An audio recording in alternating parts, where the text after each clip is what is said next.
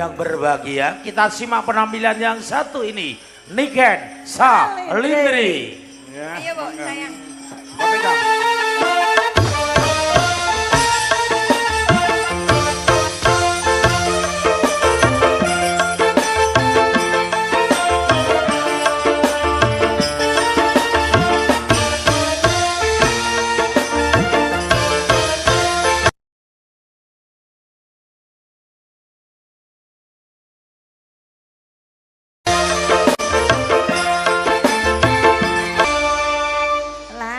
Bocah kok ayune kaya ngene. Aku mbiyen yo tau ayu lho. Umpama minggire ya balang rumah, Mbak. Nggih, nggih. Nuwun sewu, beliaunya adalah pulang kandang. Kok pulang kandang, Pak? Apa ora ngerti ceritane? Ben ngerti ceritane, Kyai Jombor kabeh pamirsa sedaya. Nuwun sewu, beliau adalah orang Klaten juga. Minggir barang rumah, Mbak. Nuwun sewu, beliaunya adalah pulang kandang. Kok pulang kandang, Pak? Apa ora ngerti ceritane? Ben ngerti ceritane, Kyai Jombor kabeh pamirsa sedaya. Nuwun sewu, beliau adalah orang Klaten juga. Tepuk tangan Bapak ini kan Klaten juga ini. Mau Klaten. Saya juga. Pengalaman pun turunan saking Ngawonggo. Ngawonggo Klaten. Ngomong itu asli saking Ngawonggo Klaten. Kulo nek dhewe iki mau lintas niki nek bumbu nek ing Anglangi. Ini kok amun asli saking Klaten Pak Nggih, kalau dulur-dulur niku wau kok duwe kula bahasa derenge kula nggih. Tapi niki kan sedaya dulur-dulur boten mampir. Nggih. Panjenengan nggih nuwun sewu asli kaya jenengan niku Klaten asli ya. Nggih. Iki lek kali nggih panjenengan. Celak niku satu kecamatan iki, Mbak.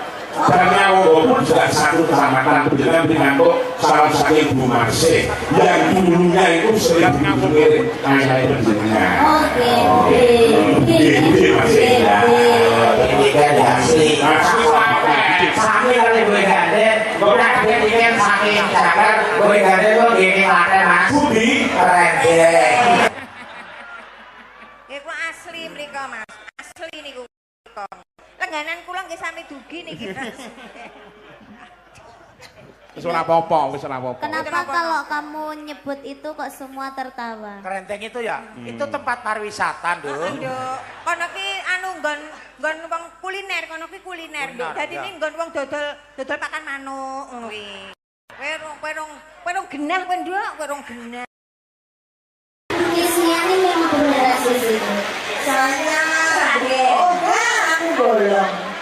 Bolong gini ya. Klaten nang bolong lho. Oh, ini bolong nanti ora traktor kok. Lah iya. Bolong arah pintes, iki kesarem. Ora ngerti. Iya.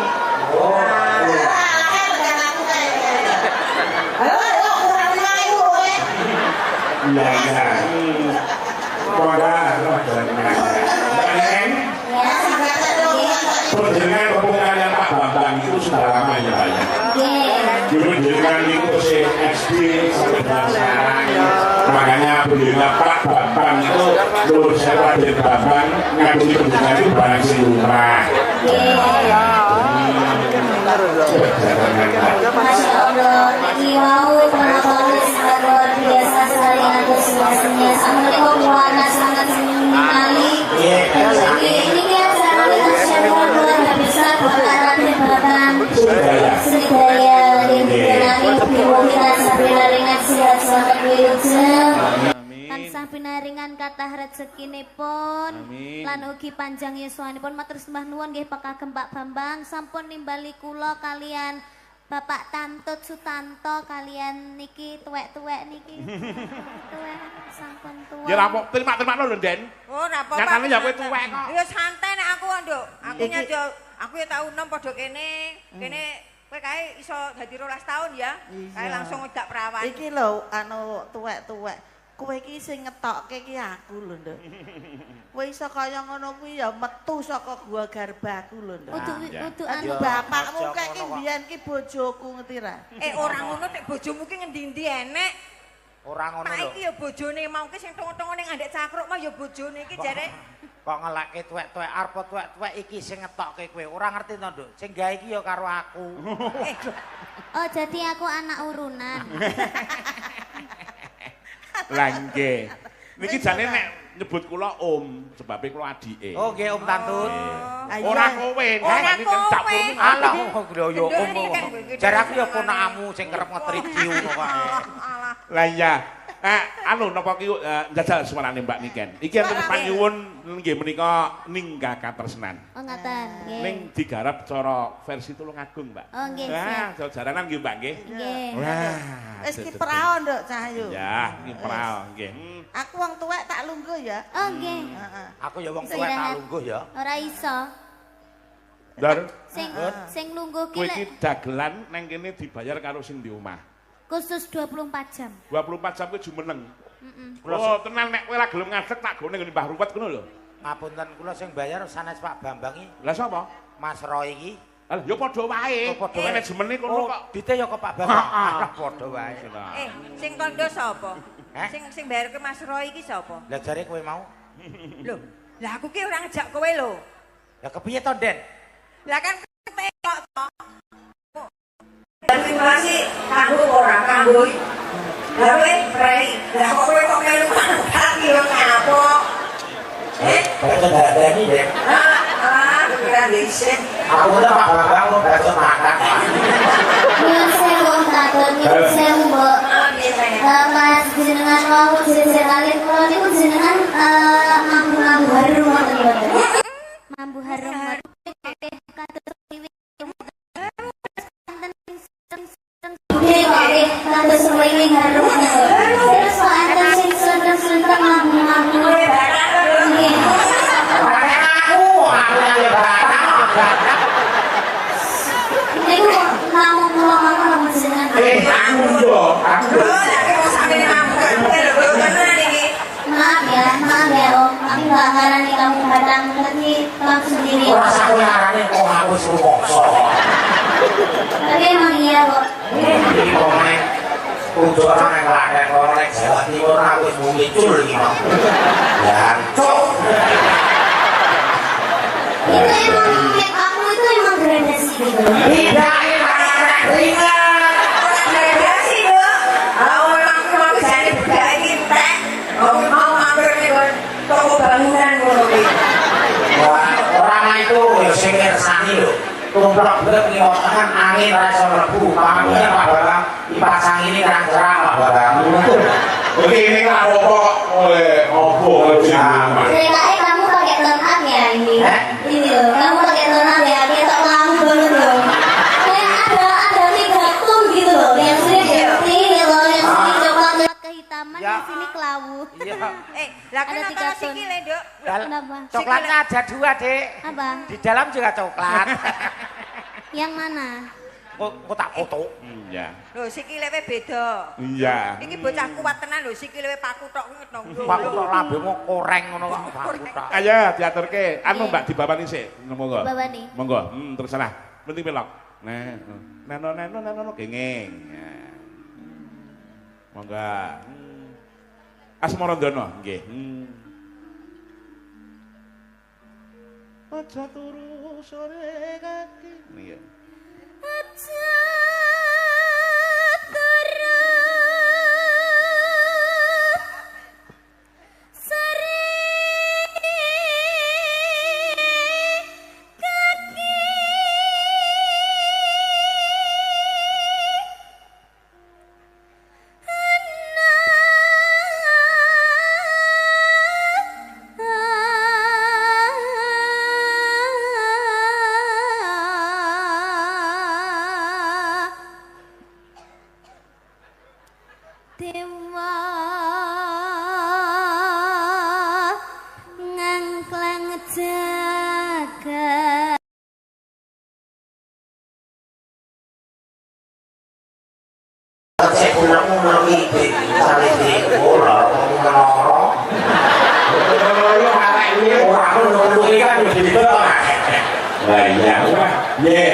Ini ngene iki.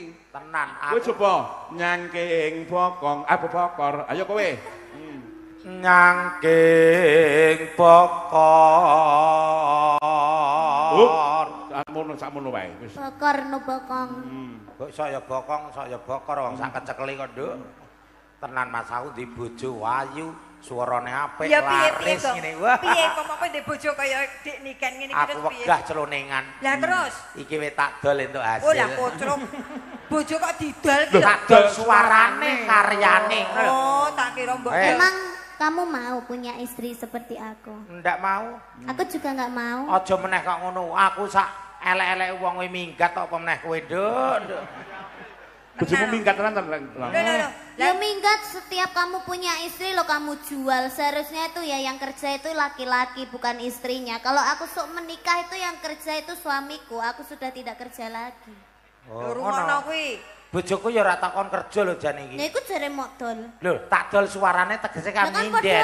podo ae. Nyinden Itu aku ya namanya nyambut istri yang gawe. kerja nggak boleh. Wong kuwi Istri ora yang kerja. payu kok. Loh, Wong kuwi iki mergo digondol kanca kok. berarti kamu sekarang janda. Anu duda. Apa eneng wong lanang kok jandang to. Oh janda omongku ya ora ngene iki. Ketoke lanang ning kuwi ora lanang kok. Ora percaya apa piye. Alah wong aku roh mau cilik kok. Ya. Cilik Dek kok. ora lanang ora wedok. Piye? Siluman. Ha ya.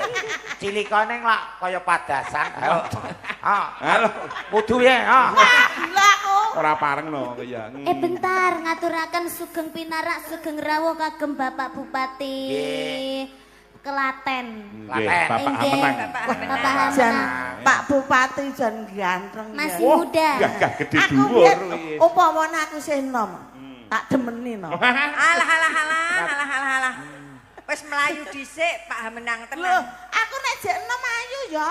Iya. Kowe ngerti ayuku. ning Biyen nggih tenan. saking ayune kayunan atos aku. Pomo jenengan Senom. Wah. Ngopo mbok kapake? Tak tuku. Mangga Mbak Niken ya. Nyangking bokor kanca nane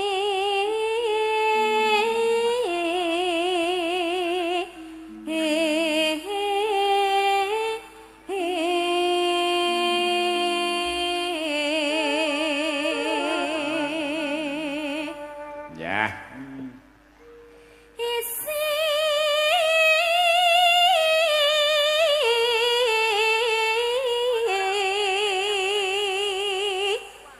nedo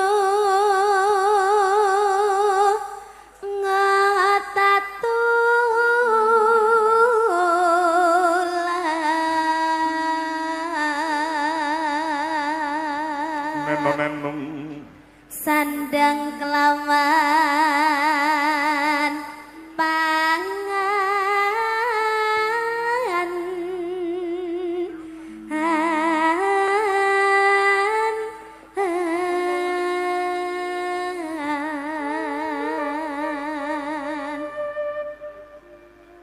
yaiku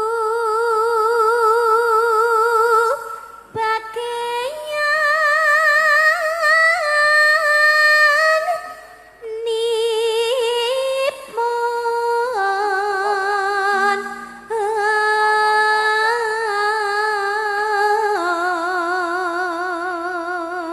Nyuwun pangapura lawan para pamirsa sing mirsani lumantar YouTube streaming karena saking akeh piyayi sing nggunakake HP dan sebagainya. sinyale. Sinyale rada aning gangguan sithik. Nggih, radi lemot.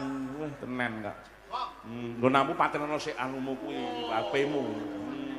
Kok HP ku paten wong HP ku ora tak pateni wae ya ora mungkin nyaut. Lah ngopo? Ora neng kotane kok. Ya, mangga langsung Mas Sompong. Ya. Wong melek sabarana remo Mbok gandeng lenggah, bunyani lenggah mergane nek kon joget ngagungan mengko mah digeblak. Yo. Ayo. Ya.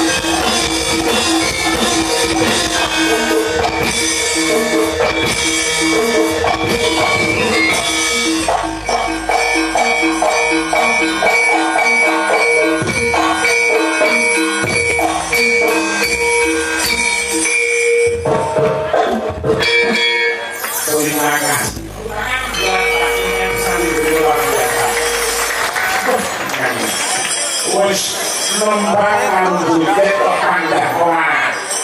Sampe-sampe ya Mas Bakon ya. Persusahan biyen ya. Aduh, jenengan niku apa nggih ngaten niku? Lho aku biyen iki sing karo pecah. Lah nggih. Pringaten Bu, mumpung duwena Bapak Bupati Borobudur. Nggih, sampun dateng komandan kalian duwena Bapak Bapak. Diri ngaten bersinar lho. Dan aku jane nulis ning ora nek arek dibaleni mek. Bersinar, bersinar iku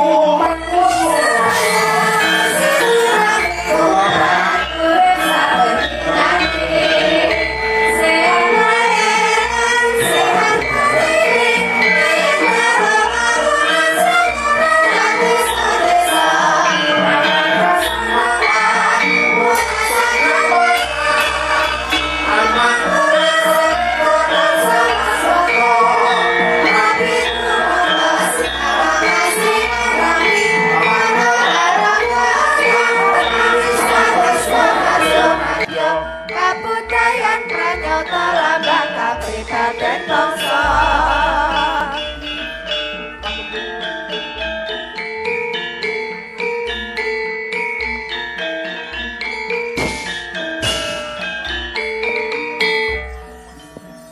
Rakyate terus sayang ketat berteraja, makin kepercayane beda lan warna-warna. Nunggal setia ngajeni sesama, nyatani terus sengkut ngelalem bebarengan. Kaneng tuwa mereka dina pamatene, walawi jalan mari kilir bupati. Manturan syukur kemari pala Cinawi, adil makmur rata ada dasar Pancasila. Undangi jagat rangka sinebut kalian bersih. Nar Sugeng dalu Bapak Bupati. Namun sebangun sangat nanti atau mandat namun tetap tetapi dalaman yang sama tidak terjadi motor ini dipun nanti diterima oleh masyarakat pun dasaripun lalu menkombuta kami supaya teman-teman Pak Bapak nggak mau penyelidikan Pak gitu aja gini pokok Pak Bodo kita ngomong sekedar dengan saling jauh Terus mentinggi mongga. Nggih, matur sembah nuwun, Pak Dalang. Assalamualaikum warahmatullahi wabarakatuh. Waalaikumsalam. Sugeng dalu, salam sejahtera bagi kita semua. Shalom, Om Swastiastu, Namo Buddhaya, salam kebajikan. Rahayu, rahayu, rahayu. Sehat Bapak Ibu sedaya? Alhamdulillah. Tesih semangat menika? Nggih, niki mungkin limbuhan ngantos jam pinten? Hah, jam kalih. Mboten napa-napa, Pak. Pun jam kalih mboten napa-napa. Waduh. Nggih. Estu, mungkin karek ngruwes wingking mboten napa-napa. Nggih, kang kula hormati niki kathah tamu-tamu agung menika wonten jenderal-jenderal ingkang rawuh matur sembah nuwun. Dan juga anggota DPRD Provinsi ada Ibu Kadarwati, Mas Bayu, kemudian juga rawuh Wakil Ketua DPRD Kabupaten Klaten Pak Haji Haryanto beserta Mbak Linda, kemudian juga Pak Camat tadi, rekan-rekan Forkopimcam, tadi kula sowan juga sama Pak Sekda, sama Kepala UBD, tapi mboten kebagian tempat duduk nih Pak. Terus transit wonten wingking, nggih Pak Camat, Pak Kapolsek, Pak Dan Ramil, para sesepuh, pini sepuh. Ini sedek-sedek saking pundi niki? Dari Pajang. Sultan Pajang. Ya. Oh nggih. Ugi sedaya niki Pak Kitantut, Pengrawit, sedaya apa namanya? Nggih. Oh istilahnya won apa? Nggih, mboten dagelan. Terus ya. Bahasanya mboten pelawak ngono kuwi. Pelawak. Wonten pelawak nggih. Dan yang luar biasa Mbak Niken Salindri, makin hari makin cantik aja Mbak Niken niki. Terima kasih Bapak. Luar biasa nggih. Besok Ternyata mau punya diundang darah di Klaten. Klaten ngawonggo ceper nggih. Wah luar biasa. Kembali kandang. Alhamdulillah. Ya. Nggih, tentu saja yang saya hormati Pak Bambang, beserta seluruh keluarga besar. Matur sembah nuwun, pada malam hari ini kami beserta seluruh warga masyarakat sudah diaturi diundang di sini Pak Bambang, sehingga kemudian bersama-sama kita ikut bisa menikmati, mensyukuri berkah rezeki dari panjenengan yang luar biasa. Keluarga kami itu kenal Pak Bambang sudah lama, Pak Tanto. Nggih, Pak. Dari kula tesih alit nggih, tesih kula masih di Ngaran. Beliau ini sudah sama Bapak Ibu. Sehingga tadi walaupun hari ini kula puadet, malam tok niki tadi 4 acara tapi Ibu Bapak ya, pokoke kuwi kudune Pak Bambang raketan sedelo. Nggih, kula ngaten. Alhamdulillah pinanggih sederek saya luar biasa. Tepuk tangan kagem Pak Bambang, Bapak Ibu saya. Nggih. Tentu kita bersyukur hari ini Pak Bambang bisa kemudian berbagi pada sedaya warga masyarakat Kabupaten Klaten, salah satunya dengan menanggap wayang kulit. Selain kita nguri-nguri kebudayaan Jawi, juga bagaimana bisa memberikan hiburan kepada warga masyarakat. Dan yang luar biasa, Pak Tantut sedaya, ini juga bertepatan dengan rangkaian Hari Jadi Kabupaten Klaten. Di mana tahun ini kita Hari Jadi ke-222. Matur nuwun kadone Pak Bambang, niki sedaya sampun ditanggapi luar biasa sekali. Bintang tamunya komplit dari yang senior sampai yang paling junior, dari yang sepuh sampai yang alhamdulillah sekarang masih luar biasa Mbak Niken Salindri. Tentu sebuah kebahagiaan, sebuah kehormatan bagi kami bisa diundang di sini, dan doa kami yang terbaik kagem Pak Bambang, semoga rezekinya semakin berlimpah ke depan sehingga semakin banyak berbagi kepada warga masyarakat. Amin. Dan juga doa kita bersama tentu Bapak Ibu para rawuh sedaya juga diparingi sehat selalu nggih. Juga panjang yuswa dan insya Allah rezekinya juga berlimpah ke depan. Dan kami juga mohon doanya agar Kabupaten Klaten di hari jadinya yang ke-222 ini, agar Kabupaten Klaten semakin maju, sejahtera dan berkelanjutan. Nggih, Mbok Prai mekaten mawon, Pak. Nggih, Pak. Nggih. Mbok Inggih panjenengan kersa anu Pak, napa menika nyanyi. Ngenten mawon nggih. Nggih. Lah niki sampun wonten piantun-piantun luar biasa niki kok. Langkung prayoginipun menika mboten kentang namung biasanipun nak panjenengan ngersake Klaten istimewa menika to Pak, biasanipun. Nggih. Nggih nek Pak Bambang berkenan kula nyanyi bareng Pak Bambang. Oh nggih. Maaf ini batuk ini saya. Oh. Pak Bambang. Saya dia kasih mic, tak kasihkan Yoyani lagi. Nggih. Nggih. Ampre saene Pak Nun sewu Pak. Nggih pripun, Budhe? Jenengan mboten sanembang. Nggih. Bayari men. Oh, cocok nggih. Ora ngoten. Kok malah dadi saingane dalang ra payu. Apik swantene jenengan tenan niku. Mboten napa-napa, tapi beliaunya itu adalah penyanyi hebat lho. Nggih. Saestu. Aku kok ya lagi ngonangi saiki. Nggih. Ngerti ora tak pek bojo. Ya Allah. Jenengan tak sene kula dereng lair ning Budhe pripun? Nah, terus piye njo ya Langgih. Biasanipun beliaunya itu lembangin utawi nyanyinipun menika Jogja Istimewa, tapi saatnya diganti Klaten Istimewa. Oh, wah cocok Pak, pun. Menapa Pak? Nggih. Pun kula sawer nyambak niki mengke. Wis bayaranku ndi Pak? Pak Bambang. Nggo nyamper Pak Bupati. Nah, Wingi tak transfer dong. Tak jaluk bayaran meneh iki. Oh lah kujur wong kowe wis kene entek. larang. Nggih. Wis entek, Pak. Berarti utang. Ya utang lah. Utang kok nganaki aku wedok sampe lanang. Lah aku nganaki kowe lho piye yo. Isih iso. Wah, mbok 10 wae isih iso aku. Nggih. Aku sing ngundurkan diri wae. Nggih.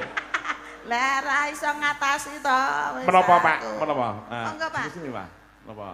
Napa wau? Pun kula pasrah mawon Bude kalih Mas Bagong. Bagong kalih Mbak Mbak Niken Niken. mawon yang nyanyi. Oh, Pun kula tak nyewer mawon malam niki mboten nyanyi. Nggih. Lah ra Pun ngono. nyepake kok niki kok. Nggih, nggih, nggih. Mboten sak kata-kata. Niki enten isine mboten jojo kosong niki kok. 20 juta mawon Pak kula. Malah mengke. Wajan. Derek niki sing bagi sepuh dhewe berarti sinten? Heeh. Nggih. Lah Sepuh mungkin dhewe niku nggih Pak Detarno. Nggih. Wong niki apike. Nduk, kowe lak jek enom. Ora butuh duit ta? Konten jenengan mawon. Oh, aku. Kowe wis tuwak ya rasa. Alah Budi. kowe wong lanang awakmu wis lemu rasa ya.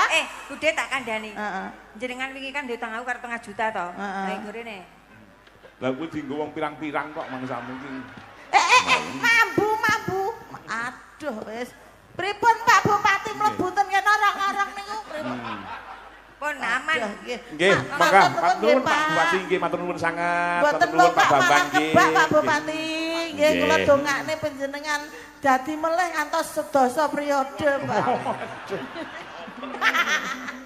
Nggih, nggih, nggih, nggih. Lah Luar iya. biasa. Bupati nom blobo. Wah, jan garwane ndah senenge ya.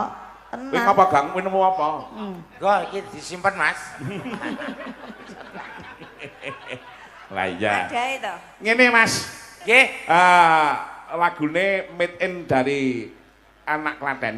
Anak Klaten. Nggih, dari Gapiro Kreatif. Nggih. Beliaunya Mbak Niken itu salah satu penyanyinya juga Gapiro Kreatif. Nah, sip. Lagune Dampar Kalabu. Kemutan, Pak? Kemutan. Lah nggih. Neng buka lirik. Oh, betul. Ora apa-apa. Ah, Ora apa-apa betul. sayang. Ning Ya. Kowe nduk, kowe nembang aku tak sing ngopeni saweran. Ya wes. Penake. Wis tuwa wae areng apa ta? Wis karek Wis gang kowe bongko. Karek. Jaga intuk-intuk wis. karek ngenteni saweran. Monggo, Nduk. Nek Dampar Kalabu. Wah. Duet Mas niki. Mereka- mboten. Ya. Duet napa piyambakan, Mbak? Duet kalih. Kalih sing nyiptakan. Sing gawe Sing lagu. menyiptakan itu adalah satu Mas Vito Fernanda, putra Ceper juga, putra Klaten juga. Yang kedua adalah Durwindra Widatama, anak kula sing barep. Nah, sing nembang kersanipun anak kula Vito Fernanda. Ayo le, ngantek le, ya sepoti le. Lah iki deh. Oh, iya anak kurung Ceper Klaten. Ya mangga lagune dilagokke karo panjenengan Mbak Niken Salindri. Ya. Rene le, Ya. Tito, rene Ya le. makane, ya. Nah. Ya sepot.